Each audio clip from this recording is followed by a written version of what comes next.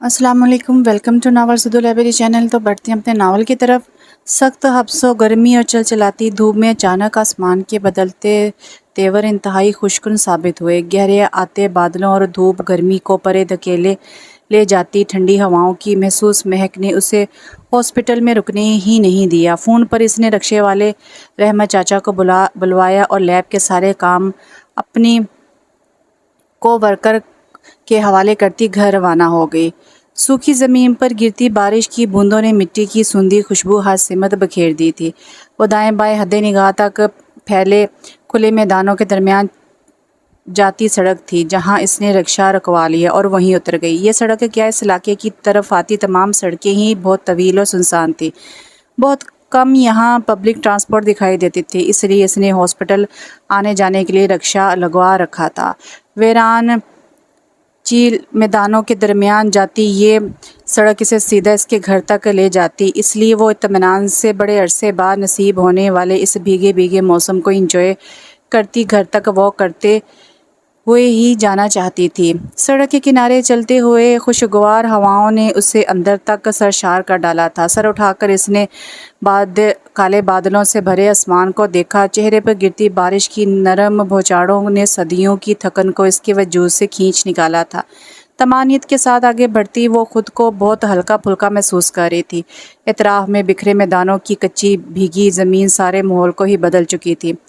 शहर की रौनकों और भीड़ चाल से बिल्कुल अलग थलग इस गैर आबाद इलाके में सालों पहले इसके बाप ने अपनी ज़िंदगी में जाने क्या सोचकर बीवी के नाम पर एक ज़मीन का टुकड़ा खरीद लिया था। दूर अंदेश थे, 3 बेटों के होते हुए भी शायद बीवी को उनका मोहताज नहीं छोड़ना चाहते थे। हालांकि ज़ाती घर मौजूद था। इसे याद था कि 10 साल पहले जब अचानक इसके बाप की वफ़ात हुई थी तो किस तरह दुनिया हर तरफ से ठोकरें बरसाने के लिए तैयार हो गई थी। बेशुमार सगे खूनी रिश्ते आंखें बदल गए। चंद ही रिश्ते साथ रहे। इनमें से भी आज 10 साल गुजरने के बाद जो रह गए वो उंगलियों पर गिने जा सकते थे। सोचने लगती तो आज उसे हैरत होती थी कि बाप की मौत ने उसे कितना जिम्मेदार, मजबूत और हौसलामंद बना दिया था। 18 साल की उम्र से इसने घर की जिम्मेदारी इसने अपने कंधों पर डाल ली थी। 2 बड़ी बहनें थी जो घर के खर्चात पूरे करने में इसका साथ देने के लिए घर में ही बच्चों को ट्यूशन पढ़ाने लगी थी। तीसरे नंबर पर वो खुद थी। इसने कमर कस ली। माँ की मुखालफत के बावजूद पढ़ाई छोड़कर गारमेंट्स फैक्ट्री में मुलाजमत कर ली। तनख्वाह अच्छी थी और घर में रुपए पैसे की ज़रूरत बढ़ती जा रही थी। माँ को राज़ी होना पड़ा। घर का ऊपर वाला पोर्शन किराए पर चढ़ा दिया गया। यूँ माहाना आमदनी इतनी होने लगी कि गुजारा होने के साथ इसकी माँ बड़ी 2 बेटियों की शादी की तैयारियां भी शुरू कर दी। इसकी बड़ी बहन की मंगनी बाप की ज़िंदगी में ही इसके इकलौते मामू के बेटे से हो चुकी थी। दूसरी बहन को बचपन में ही बड़ी खाला ने मांग रखा था। वो 20 साल की हो चुकी थी जब इसकी माँ दोनों बेटियों को एक साथ रुखसत करके इस बड़े से फ़र्ज़ को निभा लिया था। माँ को पुरसकून और बहनों को शादीशुदा ज़िंदगी में खुश व खुर्रम देखकर इसने भी सुख की सांस ली और एक बार फिर कमर कस ली और पहले से बेहतर जॉब के लिए कोशिश की और कामयाब हुई। इसे एक प्राइवेट हॉस्पिटल में रिसेप्शनिस्ट की जॉब मिल गई। अब इसकी जिम्मेदारियां ख़त्म हुई थी। अभी इसने अपने तीनों भाइयों की पढ़ाई मुकम्मल करवानी थी।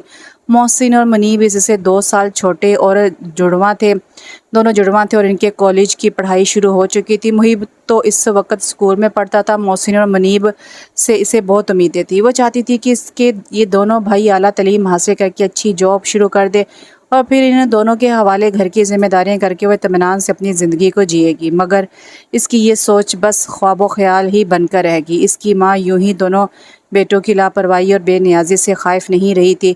दिन रात मेहनत करती हुए अपने तौर पर भाइयों को आला तालीम दिलवा रही थी, मगर भाई किस राह पर चल रहे हैं इसका अंदाज़ा होते बहुत देर होगी। मोहसिन अचानक एक दिन किसी लड़की को अपनी बीवी बनाकर घर ले आया। एक क़यामत थी जो इस पर और इसकी माँ पर गुजरी थी। इस क़यामत का तबाहकारियाँ अभी ताज़ा ही थी कि मुनीब भी अपनी पसंद की हुई लड़की से शादी पर बस ज़िद हो गया। वो तो पत्थरा गई थी जिन भाइयों पर इसने किसी जिम्मेदारी का बोझ तक ना पड़ने दिया था, जिन ज़रूरतों और सहूलतों के लिए वो अपने दिल को मारती रही थी, अपना खून पसीना एक करती रही। वो बजाय इसके कि इसका बोझ कम करने के लिए अपने पैरों पर खड़े होते, अपनी जिम्मेदारियां उठाते, वो अपनी गर्ज अपनी ज़िंदगी के लिए मुतालबों पर मुतालबे कर रहे थे। हर दरमी करते आंखें निकाल रहे थे। भाइयों से वाबस्ता उम्मीदें खाक में मिली तो सदमे से इसके लिए कुछ सोचना मुश्किल ہو گیا۔ باپ کی وفات کے بعد دوسری بار اسے لگا کہ سر پر نہ آسمان رہا نہ پیروں تلے زمین۔ ماں نے ہوش مندی سے کام لیا، بدنامی سے بچنے کے لیے اوپر والے پوشن کو کرایہ داروں سے خالی کروایا، جمع پونجی لگا کر ایک سادہ سی تقریب میں دونوں بیٹوں کا ولیمہ کروایا اور انہیں اوپر والا پوشن رہنے کے لیے دے دیا۔ کچن بھی الگ کر دیا دونوں کا، مگر وہ چلتا کہاں سے۔ دونوں نے پیروں پر کھڑے ہونے سے قبل گھر بسا لیے، ذمہ داریاں اٹھانے کی عادت نہ تھی۔ ان کی بیویوں نے الگ پوشن کے لیے آپس میں جھگڑنا شروع کر دیا۔ وہ جانتی تھی کہ ان کی نظر نیچے کے پوشن پر ہے، پھر وہ اپنی ماں اور چھوٹے بھائی کو لے کر کہاں جاتی۔ بھائیوں کی ذمہ داریاں اس نے نہ ساری زندگی اٹھانی تھی اور نہ ان کے بیوی بچوں کو پالنے کا ٹھیکہ اس نے لے رکھا تھا۔ جان چھڑکتی رہی تھی اپنے بھائیوں پر، لیکن ان کی خود غرضی اور احسان فراموشی نے سے جو نقصان پہنچایا اس کا ازالہ نہیں ہو سکتا تھا۔ اب وہ اپنی محنت کا ایک پیسہ بھی ان پر خرچ نہیں کرنے والی تھی۔ گھر کے نچلے پوشن کے لیے اسے میدان میں آنا پڑا تھا۔ اپنے بھائیوں کو آئینہ دکھانے پر جو کچھ اسے اپنے بھائیوں سے سننے کو ملا اسے زمین میں دفن کرنے کے لیے کافی تھا۔ گھر کے معاملے کو لے کر بات اتنی بڑی کہ ان کی دونوں بہنوں اور ان کے شوہروں کو درمیان میں آنا پڑا، لیکن وہ جانتی تھی کہ یہ طوفان وقتی طور پر تھما ہے۔ اس گھر میں اسے اپنا گزارا ہوتا دکھائی نہیں دے رہا تھا۔ اپنی بڑی بہنوں سے مشورہ کرنے کے بعد اس نے وہ کمیٹی جو اس کی ماں نے اس کی شادی کے لیے ڈال رکھی تھی، اس کمیٹی اور اپنے پاس بچت کی ہوئی رقم کو ملا کر خالی پلاٹ پر کام کروانا شروع کر دیا۔ اس کام میں اس کے بہنوئی مددگار ثابت ہوئے۔ بھائیوں کی شادی کے 6 ماہ کے اندر ہی وہ اپنی ماں اور بھائی کے ساتھ پلاٹ پر تعمیر ہونے والے ادھورے مکان پر منتقل ہوگی، لیکن گھر چھوڑتے ہوئے اس نے اپنے بھائیوں کو جتا دیا تھا کہ جس گھر پر وہ دونوں قابض ہو چکے ہیں، اس گھر میں اس کی دونوں بڑی بہنوں اور بھائی کا بھی حصہ ہے اور وہ بہت جلد تمام حصے حاصل کرنے کے لیے وکیل سے رابطہ کرے گی۔ اس کی یہ وارننگ اس کے بھائیوں کا سکون درم برم کرنے کے لیے کافی تھی۔ اس کی ماں نے عقل مندی یہ کی کہ وہ پلاٹ بننے والے گھر سمیت اس کے نام کر دیا۔ بیٹوں پر ان کو بھروسہ نہ تھا کہ کہیں اس نو تعمیر گھر پر بھی ان کی نیت خراب نہ ہو جائے۔ باقی بہنوں کو بھی ماں سے اتفاق تھا۔ 2 سال ہو چکے تھے اسے یہاں منتقل ہوئے۔ اس وقت نام مکمل تھا، سو اس کی دن رات کی محنت اور بچت سے گھر چلتا رہا، بنتا بھی رہا۔ محیب کی پڑھائی بھی ابھی جاری تھی۔ اپنی باقی بہنوں کی طرح اسے بھی اپنے اس بھائی سے محبت تھی۔ سب بہنوں اور بھانجے بھانجیوں کا لاڈلا بھی تھا، مگر اسے اپنے اس بھائی سے کیا، اب کسی سے کوئی امید نہیں رہی تھی۔ اپنا ہر معاملہ اس نے اللہ پر چھوڑ دیا تھا۔ یہاں آنے کے بعد وہ اپنی شمسہ خالہ کو بھی اپنے گھر لے آئی تھی۔ وہ جوانی میں ہی بیوہ ہو کر سسرال کی دہلیز سے لگی رہی تھی۔ سسرال بڑا تھا، وہاں خدمتوں میں اور دیورانی جٹھانیوں کے بچے سنبھالتے انہوں نے جوانی گزار دی۔ اب بوڑھی ہڈیوں میں وہ دمخم نہ رہا تھا۔ سسرال میں اہمیت پہلے بھی نہ تھی۔ اسے خالہ کے بیمار ہونے کا پتہ چلا تو ان کی ایک بھی سنے بغیر اپنے ساتھ لے آئی۔ اس کی ماں بھی بہن کے پاس آنے پر مطمئن ہو گئی تھی۔ بھائیوں کے ہاں بچوں کی ولادت ہوئی تو ماں تک رسائی حاصل کرنے کی کوشش شروع کر دی۔ وہ جانتی تھی کہ ماں کا دل اولاد کی اولاد کے لیے پس جاتا ہے، مگر اس نے قطعی طور پر سمجھا دیا تھا کہ اس گھر میں صرف ان کے بیٹے اپنے بچوں کے ساتھ ماں سے ملنے آ سکتے ہیں، وہ بھی اس کی غیر موجودگی میں۔ ماں جانتی تھی کہ بھائیوں سے قطع تعلقی میں وہ حق بجا جانب ہے، جبکہ بھائیوں کا منہ تھا نہ ان میں اتنی ہمت کہ اس کا سامنا بھی کرتے۔ جب بھی آتے اور اس کی غیر موجودگی میں آتے اور چلے جاتے، 4 دن میں ہی ذمہ داریوں کے بوجھ اور آٹا دال کے بھاؤ، محبت شادی کے سارے نشے اڑن چھو کر دیے۔ سر سے مفت کی چھت بھی چھین نہ جائے سو کم سے کم ماں سے تعلقات بنا کر رکھنے پر مجبور تھے۔ وہ تو ان کی رگ رگ سے واقف تھی، خوب جانتی تھی۔ ٹھنڈی مہکتی خوشگوار ہوا کے ساتھ وجود سے ٹکراتی بارش کی نرم بجاڑوں نے اسے اچھا خاصا بھگو دیا تھا۔ وہاں کون تھا اسے دیکھنے والا جو پرواہ کرتی؟ ایسے غضب کے خوبصورت موسم میں سبک روانی سے چلتے رہنا اسے اچھا لگ رہا تھا۔ یہ سڑک آگے جا کر دائیں اور بائیں دونوں جانب جا رہی تھی، جبکہ سامنے سڑک سے ہٹ کر اپنا گھر دکھائی دے رہا تھا۔ گھر کے آگے بڑا سا باغیچہ بارش میں نکھرے سبزے اور پھولوں بیلوں کی بھرمار سے دور سے ہی بہت نمایاں ہو رہا تھا۔ گھر کے طرف میں اس نے جنگلہ بنوایا تھا جو سدا بہار کی پھولوں بھری بیلوں سے ڈھکا ہوا تھا، بہت خوبصورت لگتا تھا۔ محیب کے ساتھ مل کر اس نے باغیچے پر بہت محنت کی تھی۔ باغیچے سے آگے برآمدے میں بھی اس نے سیفٹی کے لیے آہنی گرلز لگوا رکھی تھی۔ سنسان علاقہ تھا، کہیں کہیں کنسٹرکشن کا کام جاری تھا، بس یہاں شہر جیسی رونق نہ تھی نہ آبادی۔ وہ جاب پر ہوتی تو محیب کا دن یونیورسٹی اور پھر شام ساری انسٹیٹیوٹ میں گزر جاتی جہاں وہ جاب کر رہا تھا۔ پیچھے گھر میں صرف اماں اور خالہ ہوتی تھی، اس لیے ہر طرح کی سیفٹی کا اسے خیال رہتا تھا۔ جنگلے کا لاک لگاتی وہ حیرت سے برآمدے کی آدھی کھلی گرلز کو دیکھ رہی تھی۔ हैरान होती वो बागीचे और फिर बरामदा अबूर करती अंदर पहुंची। हालनुमा कमरे में सामने ही ज़ुबैदा तख्त पर बैठी नजर आई। अम्मी, बाहर की गिल्स क्यों खुली हैं? आप दोनों ख़वातीन को ज़रा भी अपनी हिफाजत की परवाह नहीं। और ये खाला जान कहाँ है? कहीं वो अपने लंदन पलट ससुराली रिश्तेदारों को खुद ही लेने तो नहीं चलेगी? पिछले 2 दिन से इनसे यही सुनने को मिल रहा था कि हमीस को आज आना है, शायद कल आज आ जाए। हमीस ने आज आने का कहा था, हो सकता है कल आए। हद होती है, खाला जान का कोई रिश्तेदार कभी इनकी खैरियत तक भी दरियाफ्त करने आया है यहाँ? रुके बगैर बोलती वो अपना बैग और चादर उतार कर तख्त पर डालती, आस्तीन चढ़ाते सामने वॉशरूम की सिमत बढ़ गई। दूसरी जाने ज़ुबैदा, जो इसकी अचानक बेवक़्त आमद पर हैरान थी, इसकी मुस्तकिल चलती ज़बान को रोकने के लिए कोशिश ही करती रहेगी, मगर वो ना रुकी। मौसम को 6 माह गुजर गए लंदन से आते हुए। बस एक बात सुनने में आया था कि तशरीफ़ लाए थे यहाँ, वो भी हमारी खाला जान के लिए नहीं, बल्कि वो यहाँ कोई ज़मीन वगैरह लेना चाहते हैं। इस दुनिया में शायद ही कोई शख्स यहाँ इसका कोई अमल गर्ज से खाली होगा, और खाला जान के तमाम ससुराली ही बेहिस और ख़ुद गर्ज साबित हुए हैं। हरमीन, तुम अम्मी मुझे मत टोकिए, मैं जो कह रही हूँ वो बरहक है, मेरे कान पक चुके हैं। हमीस हमीस हमीस। खाला जान की हर बात की तान हमीस के नाम पर आकर टूटती है। चेहरे पर पानी के छींटे मारते हुए बोल रही थी। खाला जान के महरूम शोहर के महरूम भाई की औलाद है वो, इसकी रगों में भी वही सफ़ेद खून है। कब से खाला जान उम्मीद लगाए बैठी हैं। लंदन में वापस आने में 5 साल लग सकते हैं, मगर एक ही शहर में रहते हुए महीनों लगते हैं। हज़रत को खाला तक आने में क्या कछुए पर बैठकर सफ़र करता है वो? मेरी मौजूदगी में वो यहाँ तक ना आया तो इंशाल्लाह खरी खरी सुनकर ही जाएगा, बल्कि भागेगा। दुम दबा कर ऐसी तबीयत साफ़ करूँगी कि भीगे चेहरे पर हाथ फेरती वो वॉशरूम से निकलती यकदम ठटक रुकी। तख्त के सामने ही दीवार के साथ रखे सोफ़े पर बरजमा शख्स काफ़ी गहरी संजीदा नज़रों से इसकी तरफ ही मतवज्जो था। बुरी तरह गड़बड़ाती वो एक पल के लिए माँ की तरफ मतवज्जो हुई, जो सर पकड़े बैठी थी। दोबारा इस शख्स की तरफ मतवज्जो हुई, वो ठीक ठाक घबरा चुकी थी। आप कौन है और यहाँ कैसे? हरमीन के सवाल पर वो शख्स गहरी सांस भरकर सोफ़े से उठा था। जी मैं ही हूँ हमीस। इस शख्स के कुछ जताने वाले लहजे पर आंखें हैरत से फैली थी। मैं खाला को बेचती हूँ। बुरी तरह गड़बड़ाती वो हाथ में पकड़ा तौलिया शाने पर डालती तीर की तरह बाहर जो गई, फिर दोबारा हमीस को वो नज़र नहीं आई। आपी, सच में आपने उनकी मौजूदगी इतना कुछ कह दिया? रात के खाने के दौरान भी ज़ुबैदा शर्मिंदगी और तासुब के दरमियान घिरी उसे मज़ीद घूर के ना बोली थी, जबकि मुहीब इसकी हरकत से आगाह होने के बाद भी हैरत और तज्जुब से पूछ रहा था। वैसे इतना कुछ सुनने के बाद उनका चेहरा देखने वाला होगा। चुप रहो तुम। ज़ुबैदा के नागवार लहजे पर मुहीब की मुस्कुराहट गायब हो गई थी। शम्सा, तुमने ही इन दोनों बहन भाई को सर पर चढ़ाया हुआ है, किसी की आएगी का लिहाज नहीं। जो मुंह में आया कह दिया। मेरी तो इस बेचारे के सामने शर्मिंदगी से ऐसी हालत होगी कि काटो तो बदन में खून नहीं। जाने वो इस बेइज्जती पर किस दिल के साथ इस घर में रुका रहा। ज़रा देखो, मजाल है जो एक लफ्ज़ शिकायत का ज़बान पर लाया हो। ज़ुबैदा के शदीद तासुब ज़दा लहजे पर हरमीन बस खफत से इन्हें देख कर रह गई थी। आपा, आप जाने भी दें इस बात को। हरमीन से अनजाने में गलती होगी, वरना हमारी बच्ची ऐसी बदलिहाज हरगिज़ नहीं है कि घर आए मेहमान की दिलजारी कर दे। शम्सा ने नरमी से बड़ी बहन को आराम करना चाहा था। आपी, मैं कसम उठाने को तैयार हूँ, आप हरगिज़ भी बदलिहाज नहीं, मगर आज तो हद पार कर दी आपने बदलिहाजी की। मुहीब संजीदगी से बोलता आखिर में मज़े से इसे दांत पीसने पर मजबूर कर गया था। ऐसी बदलिहाजी की जिसकी तलाफ़ी में एक लफ्ज़ भी हमीस के सामने ना बोल सकी। शम्सा, वो दोबारा आएगा तो मैं इससे माफ़ी मांग लूँगी। तुम अपने दिल में कुछ ना रखना, मैं जानती हूँ कि वो तुम्हें अपनी औलाद की तरह अजीज़ है।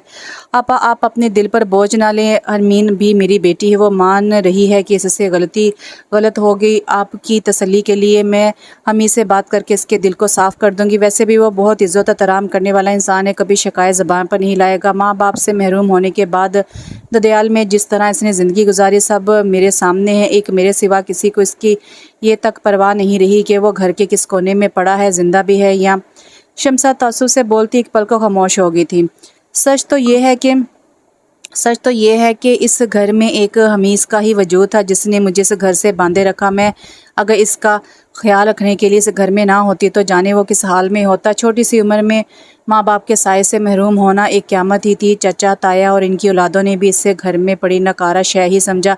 ये इस बच्चे का सब्र और हौसला ही था जो वक़्त को पलट गया। वही लोग जो कल तक इससे بات کرنے کے قابل بھی نہ سمجھتے تھے، آج اس کے پیچھے بے حال ہے، مگر ان سب کے خلاف بھی اس کے دل میں گزرے ماضی کو لے کر کوئی شکوہ گلہ نہیں۔ ماضی میں جو اس کو دھتکارتے رہے، اس سے بیزار ہے، وہ آج بھی ان کی بہت عزت کرتا ہے، ان سے خندہ پیشانی سے ملتا ہے۔ شمسہ پھیکی سی مسکراہٹ کے ساتھ خاموش ہو گئی تھی۔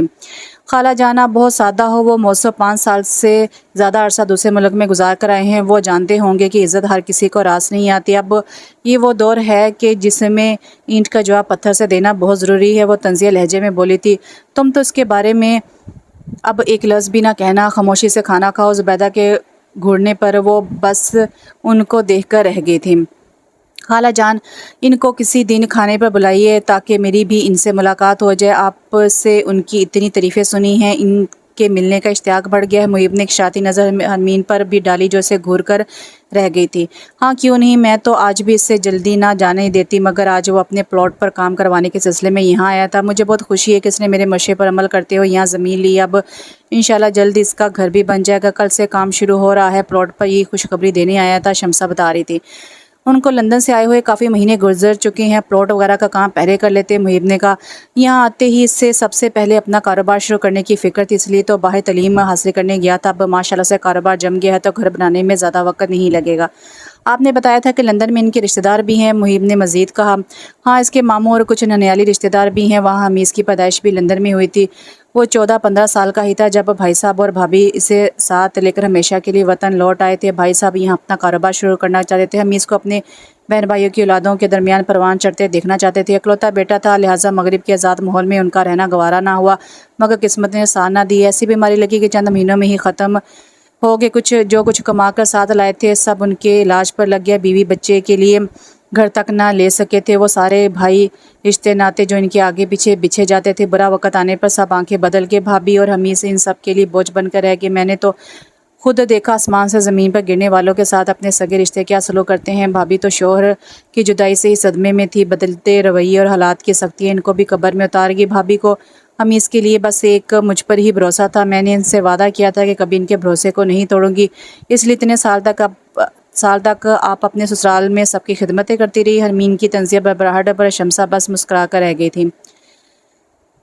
چھٹی کا دن تھا، آج اسے اپنی ایک دوست کے گھر جانا تھا، محیب نے ہی اسے وہاں لے جانا تھا، مگر 12 بج چکے تھے، وہ بیدار ہونے کے موڈ میں نہ تھا۔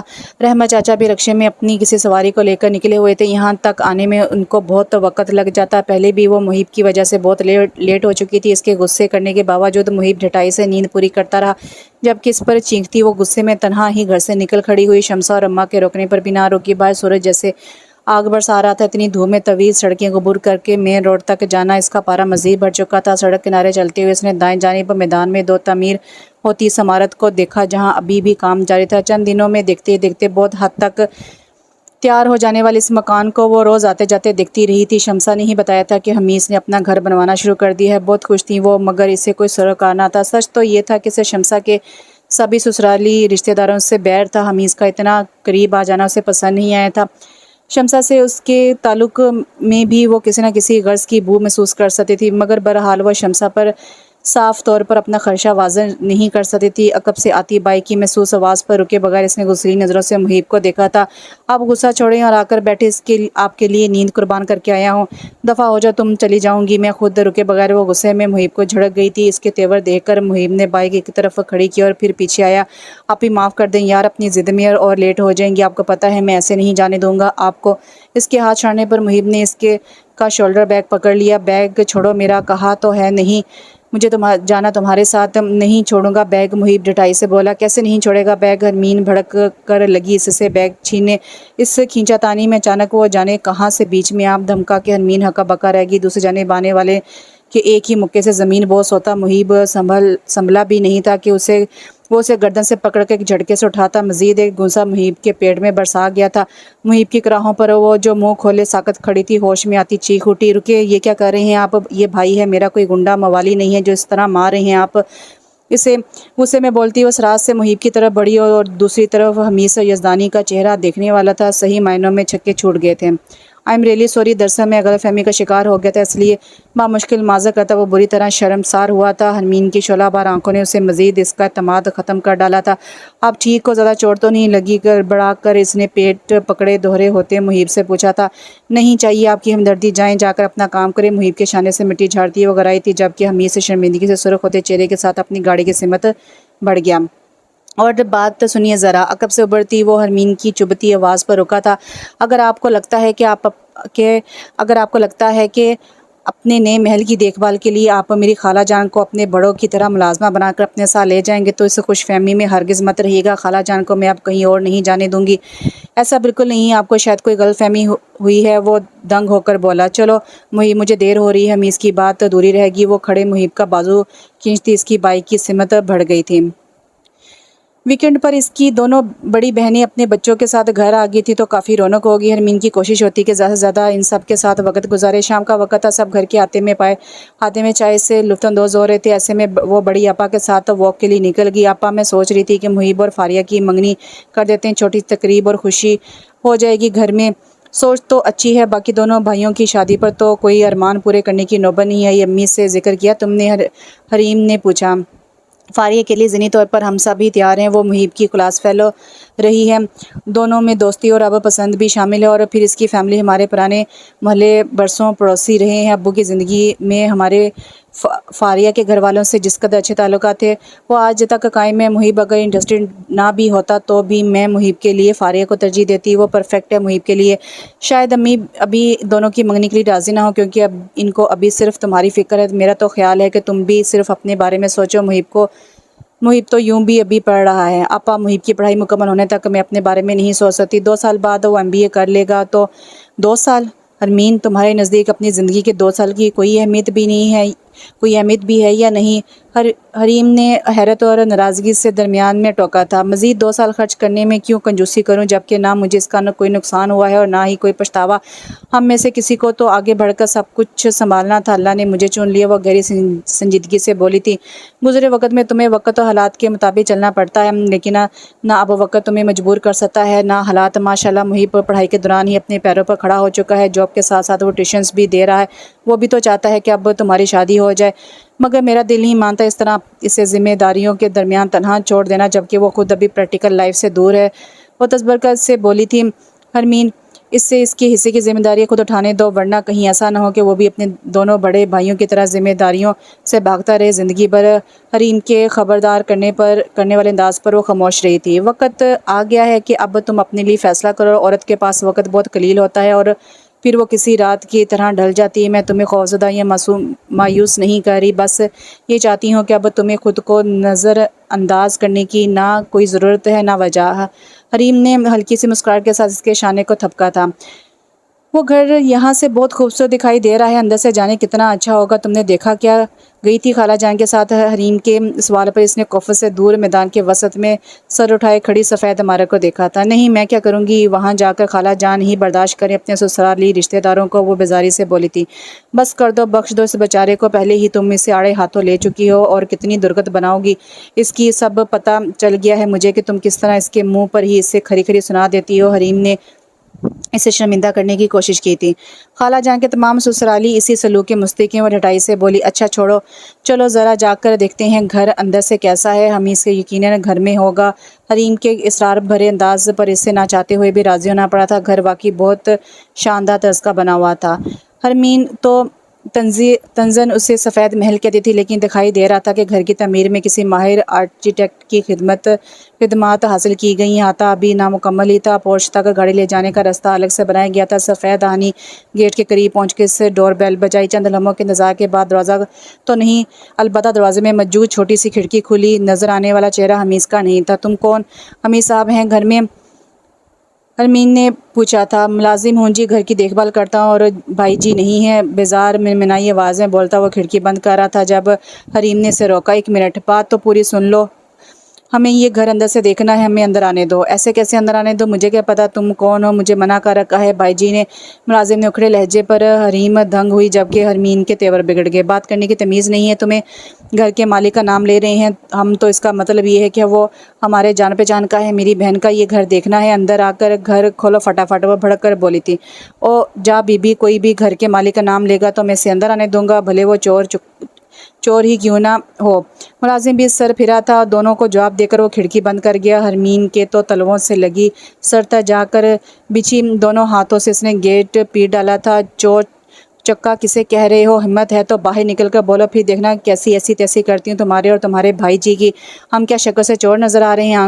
آنکھ کے اندھے کہیں کے، گیٹ کھولو ورنہ میں اندر آگے تو 100 جوتے سر پر تمہارے مار کر ایک گنوں گی۔ حرمین غصے سے پاگل ہوتی، جو منہ میں آئے بول رہی تھی، اندر سے برابر جواب دیتا۔ ملازم اسے ہتھے سے اکھاڑ گیا تھا، وہی جو چپ رہتا تو حریم جو مسلسل حرمین کو ٹھنڈا کرنے کی کوشش کرتی، اسے سمجھا بجھا کر اب تک ساتھ لے جا چکی تھی، مگر وہ ملازم گیٹ کے پیچھے سے برابر جوابی کارروائی کر رہا تھا۔ بھی وہ ہلکی عمر کا نوجوان سا لڑکا کوئی بابا جی ٹائپ کا ہوتا تو حرمین یہ بےعزتی سہ جاتی۔ ڈرائیونگ سیٹ سے باہر آتے حمیس نے حیران اور پریشان اپنے گھر کے باہر جاری ہنگامہ دیکھا اور اپنے ساتھ آئے دوست کو رکنے کا اشارہ کرتا آگے بڑھا تھا۔ سچ تو یہ تھا کہ گیٹ دھڑا دھڑاتی غصے میں چلاتی حرمین کو دیکھنے کے بعد اسے ایک بار پھر اپنی شامت آتی دکھائی دے رہی تھی۔ اسی دوران حریم بامشکل حرمین کو گیٹ سے دور کرتی حمیس کی طرف متوجہ کر چکی تھی۔ بات سنیں، یہ کس قسم کی مخلوق ملازم کے نام پر رکھی ہوئی ہے؟ آپ نے کیا جنگل سے اٹھا کر لائے ہیں اسے؟ گھر کے دروازے پر آنے والا ہر بندہ اسے نفسیاتی کو چور چکا لگتا ہے۔ خزانے دفن ہیں کیا آپ کے اس محل میں جس پر سانپ بن کر بیٹھا رکھوالی کر رہا ہے؟ یہ بدلحاظ ملازم میری اور میری بہن کی منہ بھر بھر کے بےعزتی کی ہے اس نے۔ ہمیں چور کہہ رہا ہے، زمانے بھر کا لچا لفنگا۔ اسے آپ ابھی کے ابھی باہر نکال کر میرے سامنے لائے۔ میں نے بھی اس کی ایسی تیسی نہ کی تو میرا نام بھی حرمین نہیں۔ شدید اشتعال میں حمیس کے مقابل گرجتی برستی وہ غبار نکال رہی تھی، جبکہ ٹکر ٹکر اسے دیکھتے حمیس کی ہوائیاں اٹکی ہوئی تھیں۔ میں آپ دونوں سے بہت معذرت خواہ ہوں۔ بڑی مشکل سے حمیس کو اس کی چنگاڑیوں کے درمیان موقع ملا تھا، مگر حرمین نے اسے جملہ مکمل ہی نہ کرنے دیا۔ جہنم میں گئی آپ کی معذرت، سیدھی طرح جا کے اسے مار خور کو گیٹ سے باہر لے کر آئیں، ورنہ نتائج کے ذمہ دار آپ ہوں گے۔ گیٹ کی طرف جانے کا اشارہ کرتے ہوئے اسے حکم دے رہی تھی۔ حرمین چھوڑو، جانے دو، وہ بات کر لیں گے اپنے ملازم سے۔ حریم کو ہی جیسے رحم آ گیا تھا حمیس کی اتری صورت پر۔ ایسے کیسے جانے دوں؟ ہم کوئی ہتھیار لے کر چوری کرنے گھس رہے تھے ان کے محل میں، جو چور کا تمغہ لگا دیے اس اندر چھپے لفنگے نے۔ چپل سے اس کا منہ سجائے بغیر تو نہیں جاؤں گی یہاں سے، اور آپ کیا کھڑے کھڑے میرا منہ دیکھ رہے ہیں؟ اس بزدل کو باہر نکالیں یا میں گیٹ پھلانگ کر اندر جاؤں؟ وہ ہتھے سے اکڑتی حمیس پر برسی تھی۔ اس سے پہلے کہ حمیس کچھ کہتا، اس کا دوست جو کار کی بونٹ پر بیٹھا بڑی دلچسپی سے یہ ساری کارروائی دیکھ رہا تھا، پہلی بار درمیان میں آیا تھا۔ میں گیٹ کھلواتا ہوں، تم رکو، حمیس سے مخاطب ہوتا وہ گیٹ کی طرف گیا تھا۔ دلدار، گیٹ کھولو اور باہر آؤ، معافی مانگو اپنی غلطی کی۔ نام تو دیکھو، اس منچو کا دلدار نام دیا ہے، لچن سے تو ثابت ہے دلداری چھو کر نہیں گزری۔ حرمین جس طرح تلملا کر بولی تھی، قریب موجود حریم اپنی ہنسی نہ روک سکی تھی۔ حرمین اسے دیکھ کر رہ گئی تھی۔ دوسری جانب دلدار تھا کہ حرمین کی موجودگی کی وجہ سے دروازہ کھولنے کو تیار نہیں تھا۔ اب نہیں لگے گا پٹاری سے باہر، اب نہیں نکلے گا پٹاری سے باہر، بزدل کہیں کا۔ انشاءاللہ ایک دن گھسیں گے اس محل میں چور چکے، اب وہی گھسیں گے اور اس دلدار کی کنپٹی پر پستول رکھ کر اس کی ساری دلداری نکالیں گے۔ گیٹ نہ کھولنے پر وہ ہلکے بل گیٹ کی طرف منہ کیے چلائی تھی۔ میں اس کی طرف سے آپ دونوں سے معافی مانگتا ہوں، اور کچھ زیادہ ہی متاع رہنے کے چکر میں بدتمیزی کا مظاہرہ کر گیا، غلطی میری ہے، مجھے سے بتانا چاہیے تھا کہ یہاں میری جان پہچان والے بھی ہیں۔ حمیس بہت شرمندگی کے ساتھ بولا تھا، جان پہچان والے ہیں نہیں، جان پہچان والے تھے۔ حرمین چبا چبا کر بولی، میرے گھر سے تو اب کوئی بھی آپ کے محل کی دہلیز پر نہیں آنے والا اپنی بے عزتی کروانے کے لیے۔ خالہ جان کو تو میں خود سمجھا دوں گی، کل کلا کو ان پر بھی چوری چکاری کا الزام لگ گیا تو وہ اس عمر میں کہاں یہ صدمہ برداشت کر سکیں گی۔ نہیں، ایسا کہہ کر مجھے اور شرمندہ نہ کیجیے، آئندہ ایسا نہیں ہوگا، آئندہ کی نوبت آئے گی بھی نہیں۔ چلیے آپا، چبا کر بولتی حریم کا ہاتھ پکڑے سے اپنے ساتھ کھینچ کر لے گئی تھی۔ بھئی دلدار تو ٹھیک ٹھاک سہم گیا ہے اور یہاں تمہارا رنگ بھی اڑا ہوا ہے۔ ویسے یہ پھون دیوی ٹائپ خاتون ہے کون؟ دور جاتی حرمین پر نظر ڈال کر اس کے دوست نے پوچھا، اب کیا بتاؤں، مجھے تو لگتا ہے یہ خاتون دنیا میں میری ہی مٹی پلیت کرنے ہی آ گئی۔ حمیس گہری سانس بھر کر بولا تھا۔ سر شام وہ سر درد کی وجہ سے بے وقتی سو گئی تھی، کانوں میں پڑتی آوازیں سے نیند سے بیدار کرنے لگی تھی۔ وہ تخت پر ہی دوسری جانب کروٹ لیٹی تھی، جبکہ عقب میں ہی تخت پر اس کی خالہ اور اماں اور خالہ بیٹھی تھی۔ اپا، آج تو آپ کی طبیعت کافی بہتر لگ رہی ہے، مگر ایک بار اور تسلی کے لیے ڈاکٹر کے پاس چلتے ہیں تو اچھا تھا۔ محیب بھی فون پر پوچھ رہا تھا۔ شمسہ بول رہی تھی، اب اس کا فون آئے تو اسے کہہ دینا کہ میرے لیے پریشان نہ ہو، تمہارے سامنے حرمین نے میرا بلڈ پریشر اور شوگر چیک کیا ہے، سب ٹھیک ہے، مجھے بخشو، اب میں نہیں جاتی کسی ڈاکٹر کے پاس، زبیدہ بولی تھی۔ تو میری وجہ سے پچھلے 4 دن سے حمیز کے گھر بھی نہیں جا سکی، وہ بھی نہ خود آیا نہ فون کیا۔ آپا، اس کا تو آپ کو پتہ ہے، کاروبار کی مصروفیات اتنی ہیں کہ اکثر رات بھی اسے فیکٹری میں گزارنی پڑتی ہے، نائٹ شفٹوں میں بھی کام چلتا ہے وہاں۔ شمسہ، اتنا بڑا گھر ایک ملازم کے بھروسے پر چھوڑ کر دن رات تباہی گزارنا ٹھیک بات تو نہیں، تمہیں اس کو سمجھانا چاہیے، زبیدہ تشویش سے بولی تھی۔ آپا، میں نے تو اسے کہا تھا کہ اب گھر بار سنبھالنے والی لے آؤ، اب کس چیز کا انتظار ہے؟ ماشاءاللہ سب کچھ گھر میں، فرنیچر سے لے کر قالین تک، ایک ایک چیز قیمتی اور شاندار، ماشاءاللہ برتنہ نصیب ہو، زبیدہ رشک سے بولی۔ اس کے ماں باپ اس ملک میں گھر بنانے کا خواب پورا نہ کر سکے تھے، کہتا ہے یہ گھر ان کے نام ہی ہے، ان کا خواب پورا کیا میں نے، اس لیے پردیس سے واپس یہاں آیا تھا۔ اللہ ایسی اولاد سارے ماں باپ کے نصیب میں لکھ دے، اور میرے بیٹوں کو دیکھو، جانے کہاں کمی رہ گئی تھی تربیت میں، ان کو دیکھ کر لگتا ہے کہ بس دنیا میں شادی کرنے اور بیوی بچوں کی ذمہ داری اٹھانے ہی آئے تھے۔ زبیدہ تاثر سے بولی تھی۔ خیر تم بتاؤ کیا ارادہ کیا ہے اس نے شادی کے بارے میں؟ زبیدہ دوبارہ سے موضوع پر چلی آئی تھی، جبکہ آنکھیں بند کیے لیٹی حرمین اندر ہی اندر تلملا کر رہ گئی تھی۔ اپنی ماں کے تجسس کو وہ خوب اچھی طرح سمجھ سکتی تھی۔ آپا، وہ تو مجھے کہتا ہے آپ ڈھونڈ لیں، اپنی پسند سے تو کر لوں گا شادی، آپ کی پسند سے تو کر لوں گا شادی ہے کیا؟ واقعی ایسا ہی کہا اس نے؟ زبیدہ نے حیرت سے پوچھا۔ جی ہاں آپا، ابھی کچھ دن پہلے بھی اس نے یہی جواب دیا، دوسری بار بھی ملک سے باہر اس کے ماموں بیٹیاں ہیں، اور یہاں چچا تاؤں کے گھر میں لڑکیوں کی کمی نہیں ہے، سب ایک پیر پر کھڑے ہیں اپنی بیٹی کا ہاتھ اسے دینے کے لیے، اور وہ مجھے کہہ رہا ہے کہ میں اس کے لیے اپنی پسند کی لڑکی ڈھونڈوں۔ شمسہ، جب وہ خود ایسا کہہ رہا ہے تو خوش ہونا چاہیے، اسے اپنے ننیال یا ددیال میں سے کسی سے شادی کرنی ہوتی تو ایسا کچھ کہتا وہ تم سے، تم بھی باقی سب کی فکر چھوڑ دو اور وہ جو کہتا وہی کرو۔ میں تو کہتی ہوں اپنی حرمین کے لیے اس سے بات کروں۔ زبیدہ کی توقع کے مطابق حرمین ضبط کرتی کھول کر رہ گئی تھی۔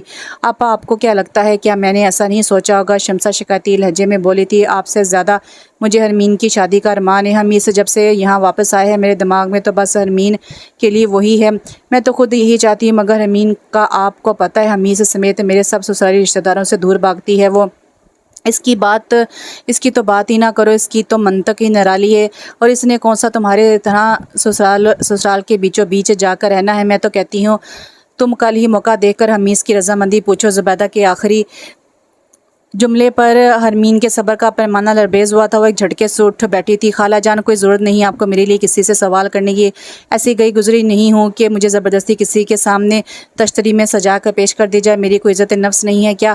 شدید غصے میں بولتی وہ اٹھ کر کمرے سے ہی نکل گئی۔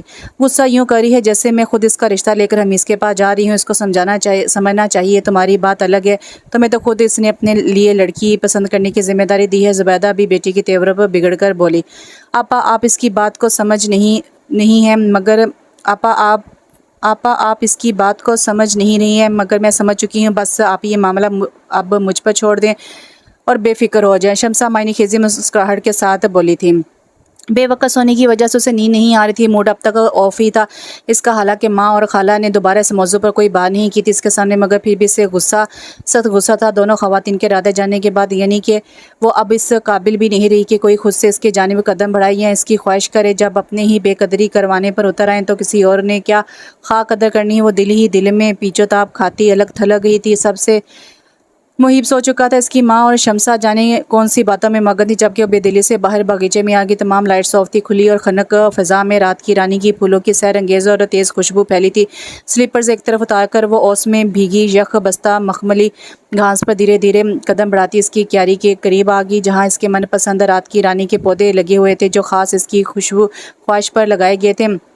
رات کی رانی کے یہ پودے بہت اونچے نہیں ہوتے، ان کی لمبائی چند فٹ ہوتی ہے اور یہ نیچے رہتے ہوئے پھیلتے اور گھنے ہوتے چلے جاتے ہیں۔ ان کے پتے بھی چھوٹے چھوٹے ہوتے ہیں اور پھول بھی بہت نازک اور ننھے ننھے، لیکن ان کی خوشبو اتنی بھینی اور تیز ہوتی ہے کہ دور تک ماحول کو معطر اور پرخشبو بناتی ہے۔ اس کے پاس ان پودوں کی بہت ہی کوئی اچھی اور اعلیٰ قسم تھی۔ کیاری کے قریب رک کر اس نے آسمان کا جائزہ لیا، جہاں چاند پوری آب و تاب کے ساتھ جگمگا رہا تھا، جس کی سفید دودھیا چاندنی ہاں سمت بکھری ہوئی تھی، گہری خاموشی میں تیز ہوائیں اور ان کے جھکڑ بڑھنے لگے تھے۔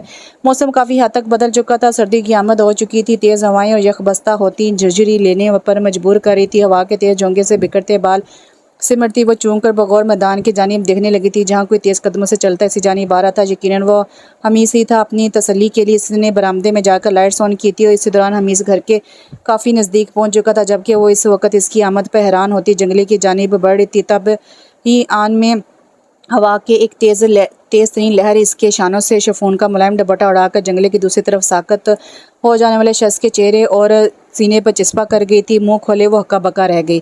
بیڑا غرق، کچھ تل ملاتی کچھ بل کھلاتی وہ تیزی سے اس کی جانب بڑھی اور جو خود بھی بل کھلا سا نئی ابتدا کے لیے بالکل بھی تیار نہ تھا۔ سوری، ناگواری سے بولتی ہرمین نے اس کے بڑھتے ہوئے ہاتھ سے ڈبٹا لیا تھا جبکہ حمیز کو اپنی سماعتوں پر شبہ ہوا تھا۔ آپ اندر آ جائیں، کوئی کام ہے آپ کو؟ خالہ جان سے جنگلے کا دروازہ کھولتی وہ اسے مزید حیران کر گئی تھی۔ کیا میں کسی کام کے بغیر چچی کے پاس نہیں آ سکتا؟ بالکل آ سکتے ہیں، مگر آپ کو اس طرح رات کے 12 بج جانے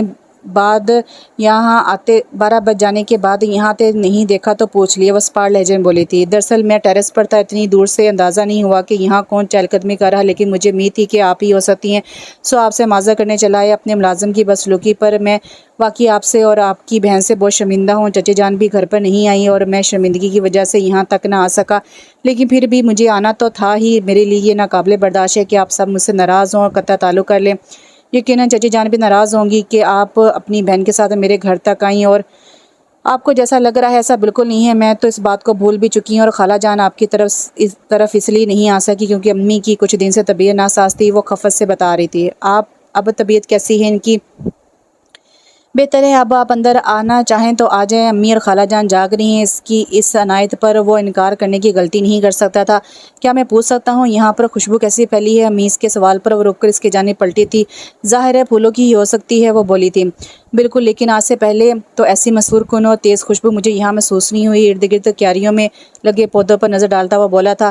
آج سے پہلے آپ دن میں آئے ہیں جبکہ رات کی رانی کے پھول رات میں کھلتے ہیں، یہ ان کی خوشبو ہے۔ حرمین کے اشارے پر وہ رات کی رانی کے گھنے پودوں کی طرف متوجہ ہوا تھا۔ میں ان کو قریب سے دیکھنا چاہوں گا۔ حیرت سے وہ اسے دیکھتی رہ گئی جو پودوں کی جانب بڑھ گیا تھا۔ یہ تو پودا بہت عام ہے یہاں، آپ نے پہلے کبھی یہ نہیں دیکھا؟ حرمین نے حیران لہجے میں اس سے پوچھا تھا جو محوت سے رات کی رانی کے چھوٹے چھوٹے سفید پھولوں کا جائزہ لے رہا تھا۔ مسحور کن روم میں اترتی خوشبوؤں کی لپیٹ عجیب سے سحر میں اسے مطلع کر رہی تھی۔ شاید کبھی دیکھا ہو، مجھے یاد نہیں۔ زندگی اس قدر مصروف رہی کہ پھول پودوں پر توجہ دینے کا موقع ہی نہیں ملا۔ اب جا کر کہیں کچھ اطمینان کی سانس لینے کا موقع ملا تو سوچ رہا ہوں میں بھی تھوڑا باذوق ہو جاؤں۔ سچ پوچھیں تو میرا دل چاہ رہا ہے کہ سارے رات ان پھولوں کے قریب گزار دوں۔ وہ خجل سے انداز میں بولتا حرمین کو مسکرانے پر مجبور کر گیا تھا جبکہ حمیز کو اس کی یہ مسکراہٹ بڑی دلکش لگی تھی۔ بہت سنجیدہ اور لبوں کی تراش میں سجی ہوئی سراج سے وہ اس سے نگاہ ہٹاتا آگے والے پودے کی طرف بڑھ گیا۔ مگر گھر مکمل ہونے کے بعد میں کوشش ہی کر رہا ہوں کہ کسی مالی کا بندوبست کر لوں، مگر وقت ہی نہیں ملتا۔ وقت ملتا کہاں ہے، وقت تو گزرتا ہے اور گزرتے وقت میں سے اپنے لیے، اپنے شوق اور مشاغل کے لیے وقت خود نکالنا پڑتا ہے، وہ سنجیدگی سے بولی تھی۔ واقعی آپ بالکل ٹھیک کہہ رہی ہیں، وہ متاثر کن لہجے میں بولا تھا۔ آپ مالی کا انتظام کر لے، کیاریاں بننے تک آپ گملوں میں لگے رات کی رانی کے پودے کو یہاں سے لے جائیں، اس طرف رکھے ہیں، کبھی بھی لے جائیے گا۔ ایک جانب وہ اشارہ کرتے ہوئے بولی، بہت شکریہ، میں خود نہ آ سکا تو دلدار کو۔ وہ یکدم یوں رکا کہ جیسے غلطی سرزد ہوئی ہو۔ کوئی بات نہیں، بھیج دیجیے گا دلدار کو، امید ہے آپ نے اسے کافی حد تک انسان بنا دیا ہوگا، وہ سنجیدگی سے بولی تھی۔ چلیے اندر چلتے ہیں، مسکراہٹ چھپاتے وہ بولا تھا اور وہ اس کی تلقین میں برآمدے کی جانب بڑھ گیا تھا۔ اسے اپنی ماں اور شمسہ کے پاس چھوڑ کر الٹے قدموں باہر نکل آئی۔ کمرے میں آ کر وقت گزاری کے لیے ایک میگزین کی ورقگردانی کرتے اس کا دھیان کہیں اور تھا۔ کچھ دیر پہلے باہر اپنے اور حمیز کے درمیان گفتگو پر غور کرتے اسے مکمل یقین ہونے لگا تھا کہ حمیز نے جان بوجھ کر بات کو طول دینے کی کامیاب کوشش کی تھی، مگر کیوں؟ شاید وہ اس کی توجہ حاصل کرنا چاہتا تھا، یا شاید وہ اس سے بات کر کے اجنبیت کو ختم کرنا چاہتا ہو۔ وہ سوچوں میں الجھنے میں لگی تھی۔ کیا مصیبت ہے؟ امی اور خالہ جان نے مجھے عجیب وہموں میں مبتلا کر دیا ہے۔ جھلا کر اس نے میگزین پٹک دیا تھا۔ تب ہی شمسہ کمرے میں آئی تھی۔ حرمین، جاگ رہی ہو تو حمیز اور محیب کے لیے کافی بنا دو، محیب جاگ گیا اور اسے صرف تمہارے ہاتھ کی کافی پسند ہے۔ شمسہ کے کہنے پر وہ اس بات میں سہلاتی اٹھ کھڑی ہوئی تھی۔ بیک بون میں کچھ دن سے رہنے والی تکلیف کے باعث ڈاکٹر کی ہدایت پر اس نے ہاسپٹل سے چھٹیاں لے لی تھی۔ آج ہی اسے 2 ہفتے کی چھٹی مل گئی تھی، سو وقت سے پہلے ہی وہ ہاسپٹل سے نکل آئی۔ رحمت چاچا کو کال کر کے ان کا انتظار کرنے سے بہتر تھا کہ وہ کسی بھی رکشے میں چلی جاتی۔ مین روڈ پر ہی وہ رکشے سے اتر گئی۔ سردی کی محسوس ہلکی نرم سی دھوپ میں خاموش طویل سڑک کے کنارے چلتے ہوئے اسے ہارن کی تیز آواز نے جگا دیا تھا۔ کم میں نگاہ ڈالتے اس کے قدم رکنے لگے تھے۔ گاڑی سے اترتے حمید سے نگاہ ہٹا کر اس نے فرنٹ سیٹ پر بیٹھی لڑکی کو دیکھا تھا۔ اس قیامت کو وہ پہچانتی تھی۔ شمسا کے سب سے بڑے جیٹ کی وہ آخری اولاد تھی۔ اور اسا حرمین سے آنکھیں چار ہونے کے باوجود وہ یوں جان اور نظر انداز کیے بیٹھی رہی جیسے اسے جانتی ہی نہ ہو۔ آئیے میں آپ کو گھر تک ڈراپ کر دیتا ہوں، اس کے مقابل آتا ہوا بڑے موزبانہ انداز میں اسے لفٹ آفر کر رہا تھا۔ نہیں شکریہ، اسے زحمت کی ضرورت نہیں ہے، فارمل نہ ہو، گھر کافی دور ہے، آپ تھک جائیں گی۔ میں آپ کو کم سنائی دیتا ہے کیا؟ سارا لحاظ بلا طاق رکھتی وہ ناگواری سے بول اٹھی تھی۔ گھر تک رکشہ ٹیکسی میں بھی افورڈ کر سکتی ہوں، اگر میں خود چل کر جا رہی ہوں تو اپنی مرضی سے جا رہی ہوں۔ اس کے بگڑے لہجے پر حمید نے حیرت سے اس کے سفید چادر کے حالے میں چہرے کے بگڑتے تاثرات اور پیشانی پر پڑتے بل دیکھے تھے۔ بات افورڈ کرنے کی نہیں ہے، نہ میرا کوئی غلط مقصد ہے، مجھے اچھا نہیں لگا کہ آپ اس طرح پیدل طویل رستہ طے کر کے گھر تک جائیں تو لفٹ کی آفر کر دی۔ آپ ہر بات کو اتنے منفی انداز میں کیوں دیکھتی ہیں؟ پتہ نہیں حمید کو اس کا اکھڑا لہجہ برا لگا تھا یا اس کی اکھڑی باتیں، بہرحال وہ خاموش نہ رہ سکا تھا۔ کہہ دیا جو کہنا تھا، اب جائیے، آپ کے وہ رشتہ دار سوکھ رہی ہے انتظار میں۔ اس کی تنزیہ میز لہجے پر حمید کے تاثرات سخت ہوئے تھے۔ آج مجھے کہنا ہی پڑے گا کہ آپ انتہائی بد لحاظ اور بد زبان ہیں، سرخ چہرے کے ساتھ وہ بنچے لہجے میں بولا تھا اور پلٹ کر تیز قدموں سے گاڑی کی سمت چلا گیا، جبکہ ایک جلستی نگاہ اس کی پشت پر ڈال کر وہ بھی پیر پٹکتی آگے بڑھ گئی۔ رگوں میں انگارے دوڑ گئے تھے جب زن سے گاڑی آگے بڑھ گئی تھی۔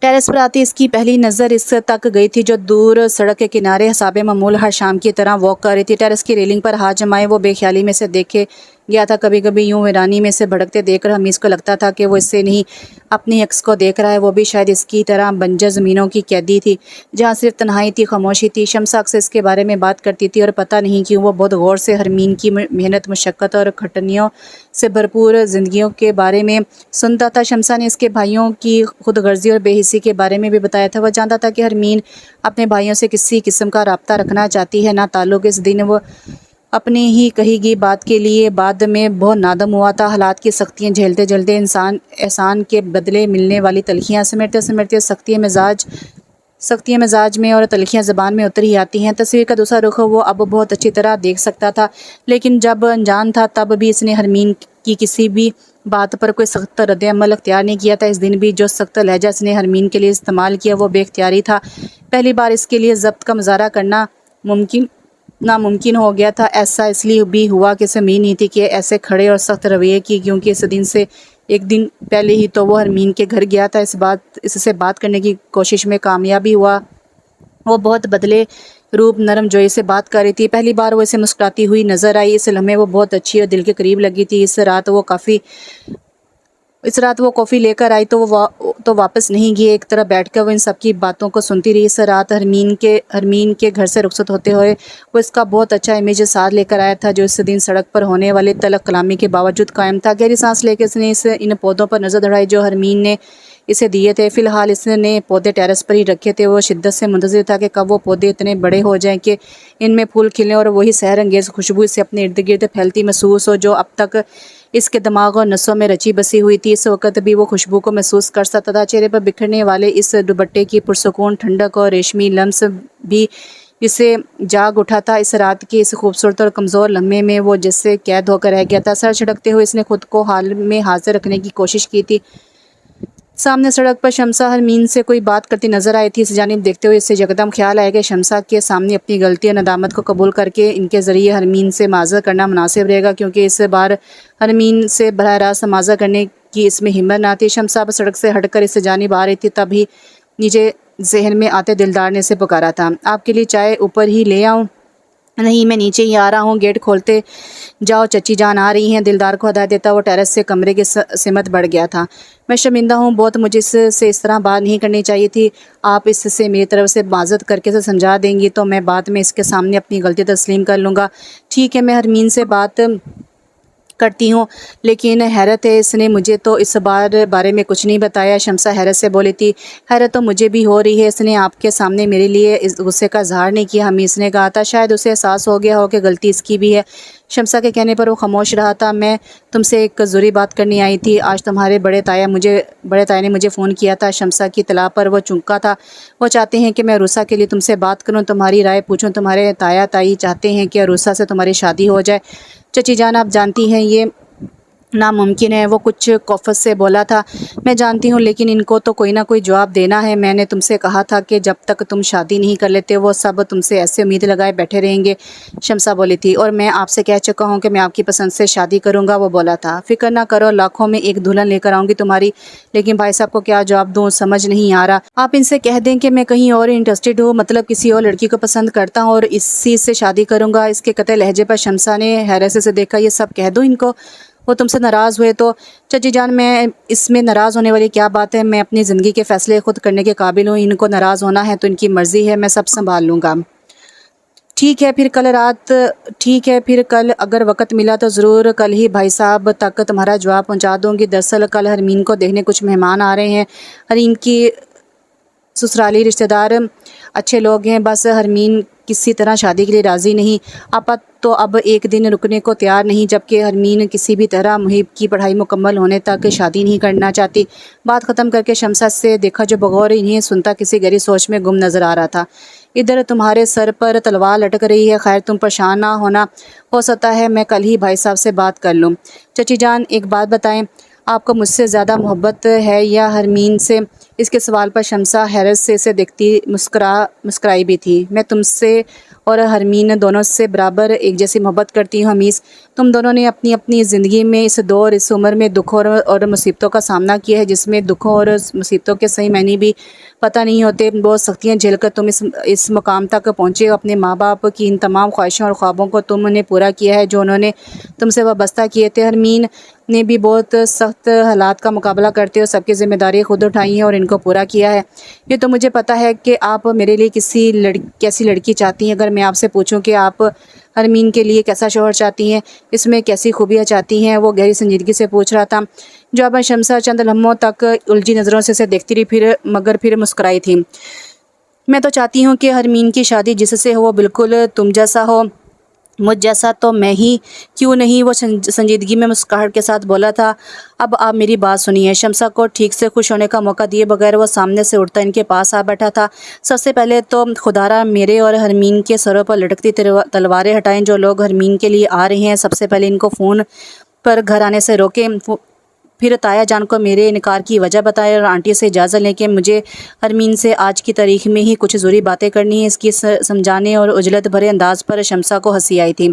یہ سب میں کر لوں گی، لیکن تم یہ مت بھولو کہ تمہیں جلد از جلد شادی کرنی ہوگی، جبکہ حرمین مجھے سب یاد ہے، میں یہ مسئلہ بھی اس کے سامنے بیٹھ کر حل کر لوں گا، بس آپ یہ کر لیجئے جو میں نے کہا ہے، وہ قطع لہجے میں بولا تھا۔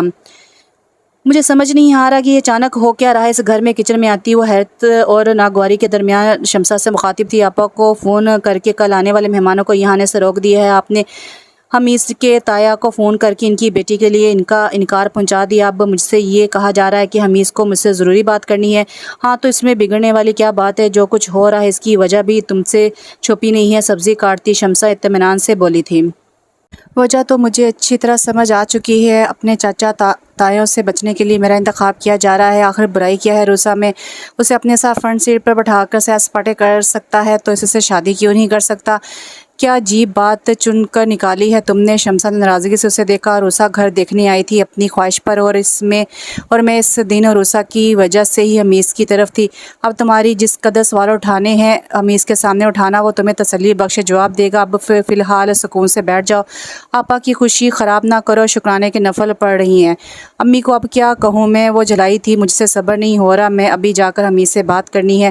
آپ کے سسرال والے مجھ سے پہلے آپ کی جان پر وبال لے آئیں گے۔ ہول کر بولتی وہ شمسہ کی پکار پر بھی نہ رکی تھی۔ تیز قدموں کے ساتھ چلتی وہ میدان عبور کر کے جس وقت گھر کے قریب پہنچی رات کی تاریکی پھیل چکی تھی۔ اسے حیرت ہوئی کہ مین گیٹ چوپٹ کھلا ہے۔ کھلے گیٹ کے اندر داخل ہو کر اس نے جائزہ لیا، پورچ میں گاڑی کھڑی تھی، حمیز یقیناً گھر میں تھا۔ सुर्ख ईंटों की वसी सेंध से बरामदे तक कोई लाइट ऑन नहीं थी। इससे काफ़ी अजीब लग रहा था ये सब। बरामदे के स्टेप से चढ़ते हुए एक पल को दिल चाहा पलट कर वापस चले जाए। किसी गड़बड़ का इशारा छठी हिस्सा दे रही थी, मगर खैरियत जाने बगैर वापस चले जाना इसका ज़मीर गवारा ना कर सकता था। सामने ग्लास डोर के नीवा गेट से बाहर रोशनी बाहर आ रही थी। कोई है अंदर? नीवा गेट को खुलते हुए इसने 2-3 बार आवाज़ लगाई थी, मगर जवाब नहीं। गेट से अंदर दाखिल होते सामने दीवार थी। दाएं जानी मुड़कर राहदारी थी और आगे खुला हॉल जो रोशन था। धीरे धीरे आगे बढ़ते हुए इसने हमीज़ का नाम भी पुकारा। हाल में दाखिल होते ही वो ठटक कर रुकी। बाएं जाने सोफे के पास खड़े हमीज़ का रंग इसे देखते हुए फ़क था, जबकि दीवार के साथ खड़े दिलदार सर से कंधे तक बहते खून को देखते हुए दंग हुई। इससे पहले कि वो कुछ समझती, हमीज़ की आवाज़ हाल में गूंजी थी, रुक जाओ, इसे हाथ मत लगाना। होलकर वो पीछे पलट ही रही थी कि कोई सख्त चीज़ इसके सर से टकराई। हलक के बल चीखती वो दीवार से जा टकराई थी। अगले ही पल इसकी गर्दन आनी हाथ के शिकंजे में थी। खौफ और वहशत से चीखती वो इस नकाबपोश आदमी को फटी आंखों से देख सकती थी, जो एक हाथ में इसकी गर्दन जकड़े दूसरे हाथ से पिस्टल इसके सर से लगाए धारता हुआ इसे खामोश करवा रहा था। हाल इसकी चीखों से गूंजते ही हमीज़ हरकत में आए। एक ही जस्त में वो इस शख्स को हरमीन से दूर धकेलता इस पर बल पड़ा था। गर्दन हाथों में पकड़े वो चीखें रोकने और सांस लेने की कोशिश में दोहरी हो रही थी। तभी इस शोर के दौरान दो नकाबपोश जाने कहाँ से निकल कर दौड़ा है, मगर इनके करीब आने से पहले ही दिलदार बर्क रफ्तारी से हमीज़ की तरफ गया। तुम्हारे आदमी ने बाजी पर हमला किया है। हमीज़ को इस शख्स से दूर हटाने की कोशिश करते दिलदार ने इन दोनों नकाबपोशों को बताया था, जिसके बाद इन दोनों ने अपने साथी को हमीज़ से पड़े हटा दिया था। इसको समझाओ, जो काम ये करने आया है वही करे। गुस्से में आग बगोला हमीज़ दाड़ा था। बहुत हो गया शोर शराबा, इस लड़की को लेकर चुपचाप वहाँ जाकर बैठ जाओ। कोई होशियारी की तो पहली गोली इस लड़की के सर में मार दूंगा। चलो जल्दी करो। नकाबपोश पिस्टल ताने हदायत दे रहा था। शोलाबा नज़रों से इसे देखते हुए हमीज़ ने खौफ से लड़ती कामती हरमीन को हाथ पकड़ा था और धीमी आवाज़ में से तसल्ली देता सोफे की जानिब बढ़ गया। घुटी आवाज़ में रोती वो हमीज़ के करीब ही दबक कर बैठी रही। इतना करीब कि होश आवाज़ में इस तरह इसके करीब होने का सोच भी नहीं सकती थी। इसका खून मुसलसल बह रहा था। बैंडेज का सामान कमरे से लाने दो। हमीज़ निगरानी करते नकाबपोश से मुखातिब हुआ। जो करना है हमारे जाने के बाद करना, नकाबपोश बोला था। डरते डरते हरमीन ने सर उठाकर कुछ फासले पर बैठे दिलदार को देखा था। सुर्ख आलूदा चेहरा वो दोबारा ना देख सकी थी। इस लड़की के जेवर लेकर दो मुझे। उभरती करख्त आवाज़ पर हरमीन का दिल उछलकर हलक में आया था। हरगिज़ नहीं, इसकी तरफ आंख उठाकर भी ना देखना। इस घर से तुम्हें जो ले जाना है ले जाओ, मैं तुम्हें नहीं रोकूंगा। रोक रहा हमीज़ भींचे हुए भपरे लहजे में बोला था, जैसा कहा है वैसा करो, वरना। नकाबपोश की धाड़ पर हरमीन का दिल डूबा था। मैं दे रही हूँ, लड़ती आवाज़ में बोलते हुए उसने कानों से बालियाँ, चेन और उंगलियों से 2 रिंग उतारकर हमीज़ के हवाले कर दी थी। अगले कोई 10 मिनट चुंटियों की रफ्तार से गुजरे। जाने क्या कुछ वो लोग समेट कर ले गए थे। इनके निकलती हमीज़ हरकत में आया था। तुम ठीक हो? पानी का गिलास हरमीन को देते हुए हमीज़ ने धीरे से इसके सर को थपथपाया था और दिलदार की तरफ बढ़ गया। पानी की घूंट बढ़ती हुई उसे देखती रही थी, जो दिलदार के सर पर बैंडेज करता इन दोनों को तसल्ली देता नॉर्मल करने की तलकीन कर रहा था। दिलदार को फ़ोन अलग थलग क्वार्टर होने की वजह से चोरों के हत्थे चढ़ने से बच गया। सो इस वक्त वही काम आया। हरमीन के कहने पर हमीज़ ने मुहीब को मुख्तसर सूरत हाल से आगाह करके फ़ौरन घर आने की ताकीद की थी। ये सब मेरी वजह से हुआ है। ना मैं इस दिन गुस्से में घर में चोरों के घुसने की बात करती, ना ऐसा कुछ होता। वो शदीद नदामत से रोने वाली हो गई थी। आप दोनों मुझे माफ़ कर दे, मुझे ऐसी बददुआ नहीं देनी चाहिए थी। नहीं, इसमें तुम्हारी कोई गलती नहीं है। मुझे ही बहुत पहले यहाँ पर सिक्योरिटी गार्ड का इंतज़ाम कर लेना चाहिए था। हमीज़ ने कहा, बाजी आपका क्या कसूर इसमें? आपने जो इस दिन कहा गुस्से में कहा, नुकसान तो आपका भी हुआ। दिलदार तहीम अमेज़ नज़रों से इसे देखता बोला, अच्छा अब तुम जाकर अपने लिए और हरमीन के लिए भी ताज़ा जूस बना कर लाओ। दोनों के चेहरे जर्द हो चुके हैं। मुझे बहुत अफसोस है, पहली बार तुमने इस घर में कदम रखा और इतनी ख़तरनाक सूरत हाल का सामना तुमने करना पड़ा। तुम्हारे जेवर भी मुझे इन लोगों के हवाले करने पड़े, मगर मैं तुमसे वादा करता हूँ मैं कल ही तुम्हारे लिए वैसे जेवर ले आऊँगा। दिलदार के जाने के बाद हमीज़ ने कहा था, नहीं, मुझे इन चंद जेवरात की ज़रूरत नहीं, परवाह नहीं। वो किसी की ज़िंदगी से बढ़कर नहीं थे। मुझे कुछ वापस नहीं चाहिए। आपकी वजह से जो तहफ़्फ़ुज़ मुझे मिला है मेरे लिए वही काफ़ी है। हरमीन ने तशक्कुर धीमे लहजे पर हमीज़ ने बगौर से देखा था। तुम यहाँ क्यों आई थी? चची जान ने तुम्हें बताया नहीं था कि मैं खुद तुमसे बात करने के लिए घर आ रहा हूँ?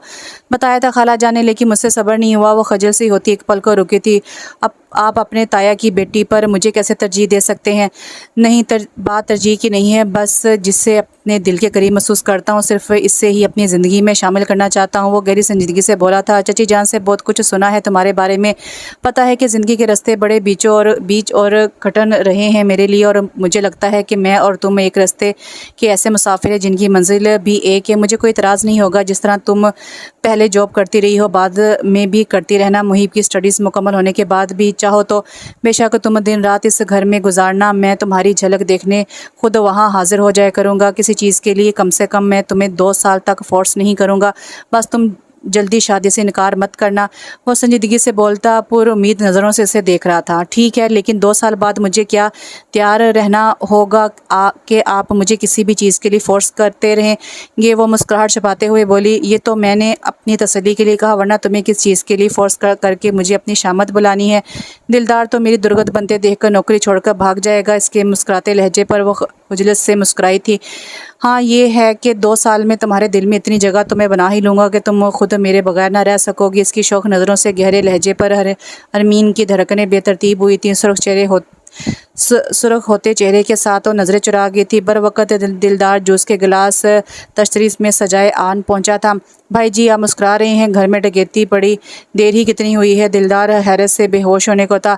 जो गया है घर से वो सामान तो दोबारा आ जाएगा दिलदार, लेकिन जो वारदात मुझ पर हुई है इसमें दिल जाता है और वापस नहीं आता। हमीस ने मज़ीद दिलदार को हैरान किया और हरमीन को देखा। मेरा ख्याल है अब हमें जल्दी तुम्हारे घर जाना चाहिए। चची जान और आंटी तुम्हारा इंतज़ार कर रही होंगी और मुहिबी पहुँचने वाला होगा। हमीस के कहने पर इसने तायद में सर हिलाया था। दिलदार गेट को लॉक करके इन दोनों की तरफ आ रहा था जो इंतज़ार में ही थे। अब आप क्या करेंगे? पुलिस में रिपोर्ट दर्ज करवाना ज़रूरी है, इसके हम कदम चलती हरमीन ने कहा था। हाँ, मुहिब से यही कहा है मैंने, वो आ जाए तो उसके साथ जाता हूँ। इसके बाद एजेंसी कॉल करके सिक्योरिटी गार्ड बुलाता हूँ। चची जान से बहुत डांट पड़ने वाली है, वो कई बार मुझे गार्ड्स रखने का कह चुकी हैं। हमीस के कहने पर वो बस मुस्कुराई थी। हरमीन, एक बात कहूँ तुमसे? हमीस के सवाल पर हरमीन ने इसे देखा। खुले मैदान में बिखरी चांदनी की धीमी रोशनी में इसके संजीदा तासरात वो देख सकती थी। अपने भाइयों को माफ़ करके नई ज़िंदगी का आगाज़ करना, इससे बढ़कर इनके लिए कोई सबक ना होगा। तुम्हारे दिल पर भी कोई बोझ ना रहेगा, क्योंकि कोई बोझ तुम्हारे ऊपर रहा तो वहाँ कहीं मेरे लिए जगह तंग ना पड़ जाए। आखिरी जुमला से मुस्कुराते हुए हरमीन को देखकर कहा, अगर आपके लिए जगह की तंगी वाली बात दुरुस्त है तो मैं आज और अभी इन दोनों को माफ़ कर देती हूँ। वो मुस्कुराते हुए बोली थी। कमाल है, इतनी जल्दी तुम मेरी बात मानने लगी हो। तुम्हें मुझसे मोहब्बत होगी है क्या? यकदम रुकम मुकम्मल इसकी तरफ मतवज्जो होकर हमीस ने हैरत तअज्जुब से पूछा था, तो वो नफ़ी में सर हिलाती बेसाख्ता खिलखिला कर हंसती चली गई थी। तो यहाँ पे ये नावल ख़त्म हुआ। नावल का नाम था खुशबू की ज़ुबान और इसकी राइटर है नायला तारिक। एक छोटा सा नावल था। उम्मीद करती हूँ आपको पसंद आया होगा। अब इंशाल्लाह फिर हाज़िर होती हूँ। अल्लाह हाफ़िज़।